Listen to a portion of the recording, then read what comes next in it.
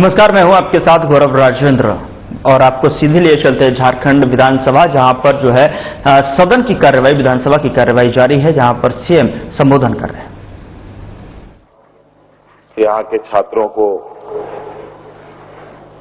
छात्रवृत्ति मिलना चाहिए, लेकिन इस विषय पर भी हमारे पूर्व मंत्री परिषद के सदस्य ने बहुत स्पष्ट रूप से कह दिया कि किस तरीके से केंद्र और राज्य सरकार का एक जो सौतेला व्यवहार है वो पूरी तरीके से परिलक्षित हो रहा है कि गैर केंद्र शासित राज्यों के साथ कैसे व्यवहार हो रहे हैं। ये कोई पहली बात नहीं है, नई बात भी नहीं है। इससे पहले से भी हम लोग इस बात को अनुभव कर रहे हैं। इसलिए विपक्ष को बिल्कुल कोई भी सवाल उठाने से पहले मुझे लगता है पहले इनको अपने गिरेबान में झांकना चाहिए और अपने कथाकथित जो इनके आला नेता हैं उनके साथ विचार विमर्श करना चाहिए। उसके बाद सवाल वो करे तो कोई समझ में भी आता है। अध्यक्ष महोदय, आज राज्य के होनहार बच्चों के लिए, हमारी आने वाली पीढ़ी के लिए सरकार दिन रात मेहनत कर रही है। ना हम उनके हक अधिकार को छीनने में, ना उनको शिक्षा से वंचित करने में हम लोगों का ना कभी कोई विचार रहा, ना कोई ऐसी कार्य योजना रही है। बल्कि इनके कार्यकाल में आप देखेंगे तो इन लोगों ने कई एक स्कूलों को भी बंद किया, कई एक बजटों में इन लोगों ने कटौती करी। केंद्र सरकार द्वारा जहां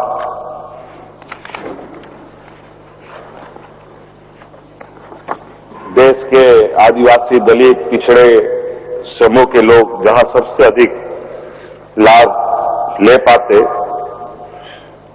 मैं उनमें से कुछ कहना चाहूंगा कि अनुसूचित जनजाति बच्चों की उच्च शिक्षा हेतु राष्ट्रीय फेलोशिप एवं छात्रवृत्ति योजना में केंद्र सरकार ने अपने आवंटन में 90% उसको कम कर दिया। अध्यक्ष महोदय, राष्ट्रीय विदेश छात्रवृत्ति योजना में भी केंद्र सरकार ने 95% कम कर दिया उसको। अध्यक्ष महोदय, अल्पसंख्यक समुदाय के लिए प्री मैट्रिक जो पहली क्लास से 10वीं क्लास तक की छात्रवृत्ति योजना है उसके आवंटन में भी 40% कम कर दिया। अध्यक्ष महोदय, अल्पसंख्यक समुदाय के लिए पोस्ट मैट्रिक जिसमें 11वीं से ऊपर बच्चे पढ़ते हैं उसमें भी लगभग 63% इसमें इन लोगों ने कम कर दिया। अध्यक्ष महोदय, और मेधा आधारित एवं आय आधारित छात्रवृत्ति जो टेक्निकल और व्यावसायिक पाठ्यक्रम होते हैं उसमें भी आवंटन लगभग 75% इन लोगों ने कम कर दिया। अध्यक्ष महोदय, तकनीकी शिक्षा संस्थानों के लिए जो अनुदान योजना में भी आवंटन में इन लोगों ने मतलब केंद्र सरकार ने 61% कम कर दिया। आप बताइए अध्यक्ष महोदय, ऐसे स्थिति में जो ये मांग करते हैं ये कहां तक उचित है? हम लोग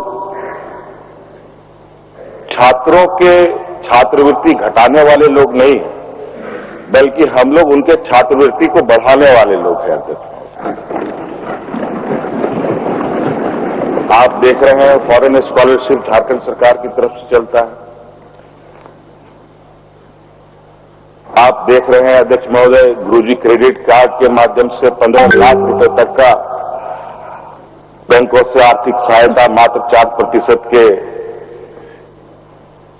इंटरेस्ट में उनको उपलब्ध कराया जा रहा है। अध्यक्ष महोदय, और सावित्री बाई फूले जैसे महत्वाकांक्षी योजना सरकार चला रही है अध्यक्ष महोदय। कई ऐसे स्कूल और स्कूलों में भी अध्यक्ष महोदय हम लोग प्राइवेट स्कूलों के तर्ज पर स्कूल खड़ा कर रहे हैं अध्यक्ष महोदय। उत्कृष्ट सीएम उत्कृष्ट विद्यालय प्रारंभ हुए अध्यक्ष महोदय। कई पॉलिटेक्निक बने अध्यक्ष महोदय। कई जगह पर छात्रवृत्ति की बढ़ोतरी हुई है अध्यक्ष महोदय। इस तरीके से कई ऐसी चीजें हैं अध्यक्ष महोदय कि हमारा भी उद्देश्य है कि इस राज्य के नौजवान, इस राज्य की जनता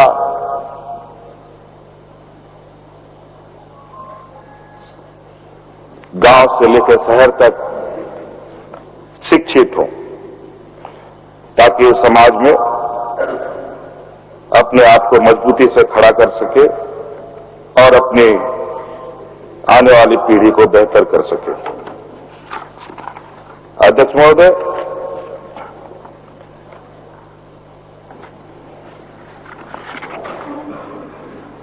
आप देखते होंगे धीरे धीरे इस राज्य में शिक्षा में एक नया आयाम जुड़ रहा है अध्यक्ष महोदय, जहां इक्की दुग्गी यहां पर सरकारी कॉलेजों के माध्यम से, यूनिवर्सिटीज के माध्यम से शिक्षा अपने बच्चे ग्रहण करते थे, वहीं आज प्रतिष्ठित बड़े बड़े यूनिवर्सिटीज यहां स्थापित हो रहे हैं और कई सारे यूनिवर्सिटी यहां आने की इच्छा में भी है। और मुझे लगता है जो हमने एक रोड मैप बनाया है अगले 25 साल का, उस समय बिल्कुल ये मुझे नहीं लगता है कि ये सवाल उस समय तक बचेगा कि यहां के बच्चों को शिक्षा ग्रहण करने में किसी तरीके की कोई दिक्कतें आती हो। इसके अलावा सरकार खुद से अपने प्रयासों से बड़े बड़े कॉम्पिटिटिव एग्जामों के लिए, नौकरियों के लिए यहां के गरीब, गुरुआ, मजदूर, किसान, आदिवासी, दलित, पिछड़े बच्चों को मुफ्त कोचिंग कराने की भी व्यवस्था कर रही है अध्यक्ष महोदय, चाहे वो एक्सएलआई के माध्यम से हो, चाहे रिम्स के माध्यम से हो, चाहे एक्सआईएसएस के माध्यम से हो, और यहां तक कि हमारे शिक्षक और बेहतर प्रदर्शन कर पाए, उन शिक्षकों का ट्रेनिंग भी हम लोग बड़े संस्थानों में करा रहे हैं अध्यक्ष महोदय। तो कई ऐसी चीजें हैं जहां आज हम लोग बहुत ही मजबूती और बहुत ही दूरगामी परिणाम जो लोग का दावा रहता है कि इस राज्य में यह अभिशाप है, ये सारी चीजें खत्म हुई। एक बेहतर भविष्य के साथ हम लोग आगे जाएंगे अध्यक्ष महोदय। आज चिंता का विषय यह है अध्यक्ष महोदय, सबसे बड़ी बात कि आज जो परिस्थिति है, जिस तरीके से देश के अंदर गैर केंद्र शासित राज्यों के साथ और देश के जनमानस के साथ जो खिलवाड़ हो रहा है, उनके भावनाओं के साथ जो खिलवाड़ हो रहा है, इससे हम कैसे बचेंगे। आज जिस तरीके से आज हमारे यहां आज हमारे माननीय वित्त मंत्री जी ने 721 करोड़ रुपए का अनुपूरक बजट प्रस्तुत किया है, इसमें भी इनको कटौती करने का ये आया, बल्कि इनको तो और सुझाव देना चाहिए कि इसमें और बढ़ोतरी होनी चाहिए, लेकिन बढ़ोतरी होगी कहां से अध्यक्ष महोदय। संसाधन भी आज इस सरकार के साथ तो विडंबना ये है कि जब से जीएसटी का टेन्योर खत्म हुआ है, उस समय उसके बाद से केंद्र सरकार जितने भी संसाधने आज जिस तरीके से स्थिति बनी है अध्यक्ष महोदय, आज हमको लगता नहीं है कि देश के विकास में झारखंड प्रदेश की भूमिका नहीं है। झारखंड प्रदेश ने पूरे देश को शायद कोई और राज्य जितना दिया हो उससे कहीं ज्यादा हम लोगों ने दिया है। खनिज संपदा से लेकर के यहां के लोगों के विस्थापन से लेकर के आर्थिक रूप से यहां पर जो हमें जानकारी है, यहां के रेलवे से भारत को सबसे अधिक रेवेन्यू जनरेट होता है। लेकिन बदले में हिस्सेदारी में हमें क्या मिलता है अध्यक्ष महोदय? यहां का धूल, मिट्टी, विस्थापन, पॉल्यूशन, पलायन जैसे घटनाएं होती और ये निरंतर बजट में कटौती करते हैं अध्यक्ष महोदय। ये आजकल कटौती का एक नया रूप, इसमें पैसा काटेंगे, उसमें पैसा काटेंगे, आपका नाम काटेंगे, आपका वोट काटेंगे, आपका राशन काटेंगे, आपका बिजली काटेंगे, आपका घर तोड़ेंगे, यही सब चीज चल रहा है। देश को अलग अलग तरीके से उलझा करके रखना।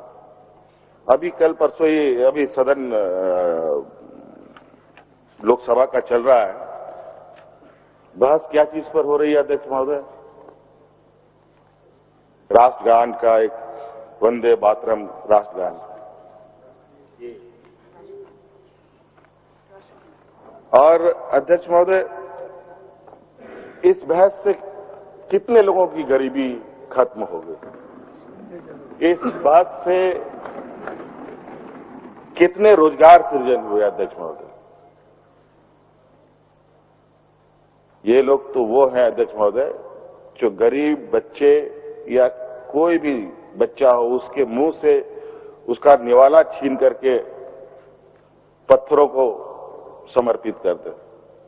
पत्थरों को दूध पिलाया गया ना अध्यक्ष महोदय देश में, उसमें 900 रुपए लीटर मिल रहा था दूध। सोचिए अध्यक्ष महोदय, कितने बच्चे भूखे मरे होंगे। और जब यहां इंडिगो जैसा एक घटना हुआ है जिसमें हजारों नहीं लाखों लोग प्रभावित हुए, वंदे भारत की चर्चा सदन में होती है। जब जब कोई घटना होता है उस घटना का चर्चा छोड़कर ऐसी चीजों पर ये लेके जाते हैं अध्यक्ष महोदय जहां लोग दिग्भ्रमित होकर विषय मुद्दे से भटक जाए। आज एसआरआई को लेकर के जिस तरीके से इनका निरंतर अलग अलग राज्यों में जा करके जहर उगलना, ये घुसपैठिए हैं, ये घुसपैठिए हैं। आखिर ये बॉर्डर का जिम्मा है किसका अध्यक्ष महोदय? बॉर्डर तो भारत सरकार के जिम्मे है। आज लोग आते हैं, पहचाने नहीं जाते हैं, और पहचाने भी जाते हैं तो क्या करते हैं इनका जवाब इस पे नहीं है। आज आप देख लीजिए, चांदनी चौक में इतना बड़ा बम ब्लास्ट हुआ अध्यक्ष महोदय, और कहा जा रहा है कि वहां पर क्या एक लिक्विड आता है जिससे हुआ था, एक लिक्विड आया था क्या जिससे बम बनता है, एक कोई केमिकल था, वो यहां पर 3-4 महीने पहले से खबर थी यहां पर इस तरह की स्टोरेज हो रहा है। तो भाई सूचना तंत्र आपको पता है कि इतना बड़ा स्टोरेज यहां इलीगल तरीके से हो रहा है, तो क्या ये चांदनी चौक की घटना का इंतजार हो रहा था उसको ना पकड़कर? कितने सारे मुद्दे हैं, और उस मुद्दा को छोड़कर अभी अध्यक्ष महोदय, शायद मैंने पहले भी कहा था कि देश की जो सुरक्षा बल है सबसे अधिक आज कहां है? आदिवासी इलाकों में, जंगलों में। क्यों? क्योंकि उन जंगलों को उजाड़ना है और व्यापारी मित्रों को उनको देना है।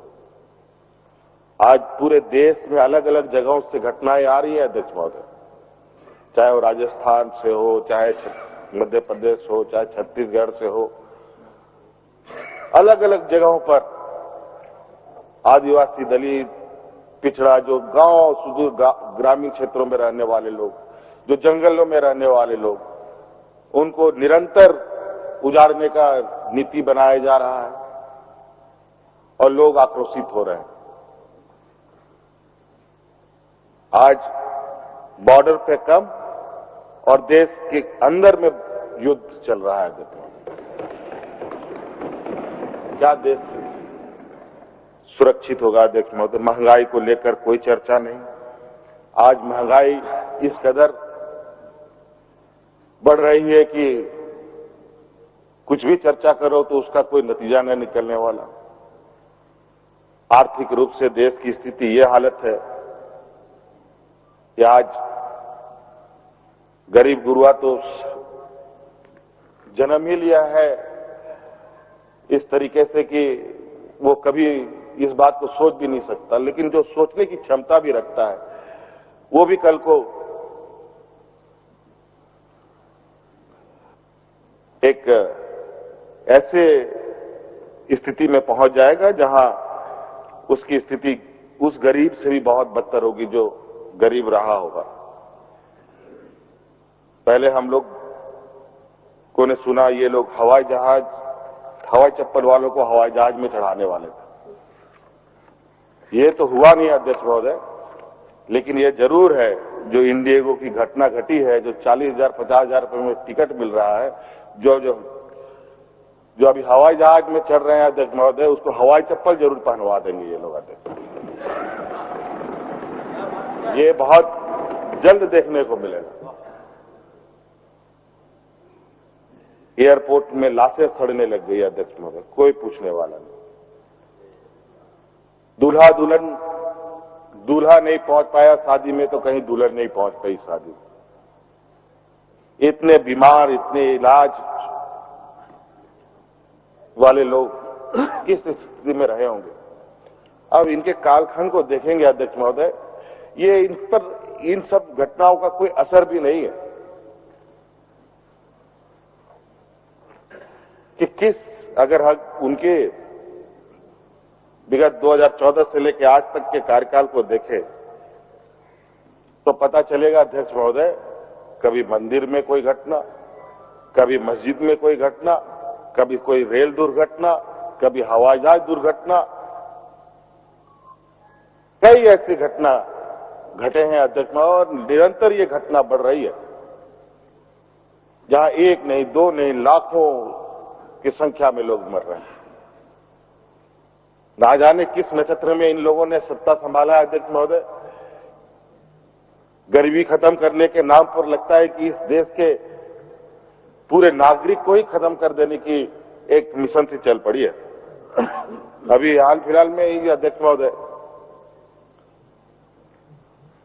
कुछ लोगों से मैं बात कर रहा था तो पता चला जो कोविड वैक्सीनेशन लगा है अध्यक्ष महोदय, उसके बाद से बीमारियां बड़ी तेजी से फैली है, बहुत तेजी से। और हमारे पास भी इस तरीके से कई आवेदन मदद के लिए आते हैं अध्यक्ष महोदय, जहां ये प्रतीत होता है कि अनुसंधान का विषय है अध्यक्ष महोदय कि ये वैक्सीन लगा भी है तो वो सही था कि नहीं। कोई अपंग पैदा हो रहा है, कोई हार्ट अटैक से मारा जा रहा है, किसी को कैंसर हो रहा है, न अनेकों प्रकार की बीमारियां बढ़ रही। इससे अंदाजा लगाया जा सकता है अध्यक्ष महोदय, ये हड़बड़ी में जिस तरीके से देश का दिशा बदलने में लगे हैं वो बहुत अच्छा दिखाई नहीं दे रहा अध्यक्ष महोदय। आज रिसर्च के नाम पर साय बटा सन्नाटा अध्यक्ष महोदय। क्या देश ने रिसर्च किया है जो हम दुनिया को बता पाए कि इस देश ने ऐसा भी कुछ इजाद किया है जिस पर दुनिया गर्व करे। विगत 14 सालों में अभी हाल में ही और कुछ घटना ऐसी होती है अभी एक आप एयर शो को देखें, जहां भारत द्वारा निर्मित हवाई जहाज का फाइटर प्लेन का प्रदर्शन चल रहा था। दुर्घटनाग्रस्त होकर के पायलट की भी जाने चली गई। अब ये पूरा का पूरा टिकरा उस पायलट की खामियों पर जो है ये करेंगे अध्यक्ष महोदय, उसकी काबिलियत पर नहीं। अभी एक और जो पैसेंजर प्लेन अहमदाबाद में एक प्लेन क्रैश हुआ, उसमें भी वही हाल। मतलब मीठा मीठा गप गप, कड़वा कड़वा थू थू।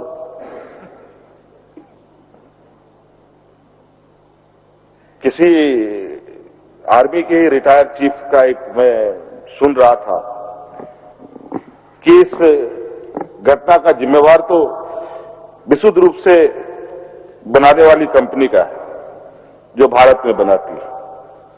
उन्होंने तो इस जहाज को फाइटर प्लेन ने एक समोसा का दर्जा दिया है।